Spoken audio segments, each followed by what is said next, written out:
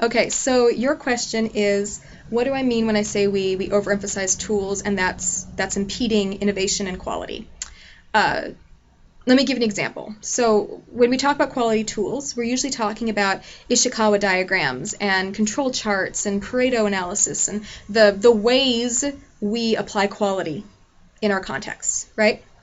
Well, I spent 3 years in physical therapy after some horrific health challenges. I had major surgery 3 times in less than a year. I was on bed rest for most of that time, and my muscles, my joints, everything just fell apart. I could barely walk. So what happens when you go to physical therapy? I mean, you basically walk in and say, ow, this hurts. And I'd say like, oh, my lower back hurts, or my upper back hurts. And they would get my history, and then they'd start poking around. And I'll tell you, every time I walked in saying, ow, my lower back hurts, it was never my lower back that was the problem. The real problem was that I clenched my jaw in my sleep from all the stress of the medical issues, and that pulled on the muscles here in my neck, which then pulled on the muscles in my back and shortened them, and that was actually pulling on the muscles in my lower back, which was yanking my hip out of whack, and all of that was pinching my sciatic nerve, which is why my lower back hurt, because I clenched my jaw. Which sounds ridiculous, but I'm telling you, I could walk in with any complaint, and in a moment my physical therapist could poke around and tell me what the real cause was. And not only that, he could readjust things so that in the moment I experienced less pain, but then he also gave me exercises to ensure that I would strengthen the root cause of the problem. It was corrective action for that weakness. He gave me corrective action. And in the meantime, I would come in regularly and they would give me support. So as that knee got stronger, as I stopped clenching my jaw, whatever was really causing the problem, I was still stabilized. And we got closer and closer until suddenly I could, with consistency, have the strength to not have that problem anymore, until that strength was consistent again. And I wasn't hurting myself anymore. And the thing is, I spent 3 years in physical therapy. They did this with basically every joint, every system in my body, because everyone was affected. And when I first walked in, it didn't just hurt in one place, it hurt everywhere. And they had to identify the largest cause of pain and tackle that first, because I knew that would alleviate the majority of symptoms, and then work systematically through everything else. So in the course of my physical therapy, without using a single chart, without a single calculation, without knowing a single statistical formula, my physical therapist was doing Pareto analysis. My physical therapist was a walking Ishikawa diagram. They were doing root cause analysis in an instinctive, instant way. Now, I'll tell you, my brother-in-law is an amazing physical therapist, and there's not a single Ishikawa diagram anywhere in his physical therapy curriculum that he went through. They don't use them. Their tool for root cause analysis is the human body. When they are understanding a system, I mean, their process chart is a physiology chart. It is a diagram of the skeleton, a muscle diagram, tendons. That is their flow chart. That's where they figure out where the pain is. And so they didn't need to consult charts because I was the chart, because the chart was in their brain, because they could feel and touch it. And in a moment, they could work through those systems and processes of the body to identify what was causing my problem. And if they were multiple ones, in the moment, they could test with stretches, with exercises to determine what was really causing my pain and sort through multiple options. Now, I could say, oh yes, they are using root cause analysis, and hey, we can draw that all in an Ishikawa diagram. Well, guess what? An Ishikawa diagram isn't going to help a physical therapist. It's going to help me understand what they're doing. But physical therapists don't need Ishikawa diagrams.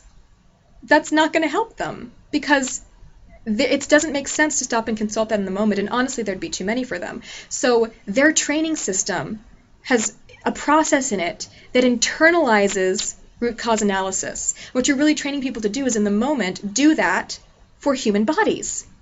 So it's not that a physical therapist is a walking Ishikawa diagram, even though I just called them that. It's that both a manufacturing specialist or an engineer and a physical therapist are both practicing root cause analysis. Really, what they're really doing is learning cause and effect, using cause and effect to solve problems. And the tools that most manufacturing engineers use to communicate about that is Ishikawa diagram And then they prioritize that using a Pareto analysis. That's how manufacturing, statistics, engineering applies and manages the information for root cause analysis.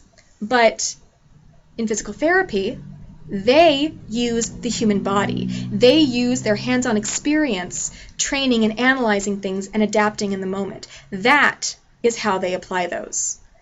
And it's not that we need to teach them about Ishikawa diagrams or about Pareto analysis. It's that we need to recognize that the same principle is being applied, described, and improved in a different manner than ours. And honestly, their manner is just as valid as ours, because there are millions of physical therapists in this world, and they're all able to do this, which means that without the tools that we use in manufacturing, they've created a process that can produce that degree of consistency, that can still improve people's processes and systems and improve their root cause analysis.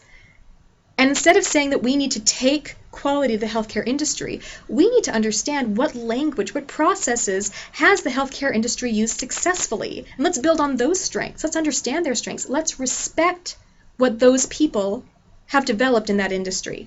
And that's where we're really falling apart, is that we have kind of put our tools on a pedestal because they're so meaningful for us. I mean, the first time you understand a control chart and you realize how much information there is, past and present and capability, how it's all there in one place, that is exciting because you realize it's going to make your life easier.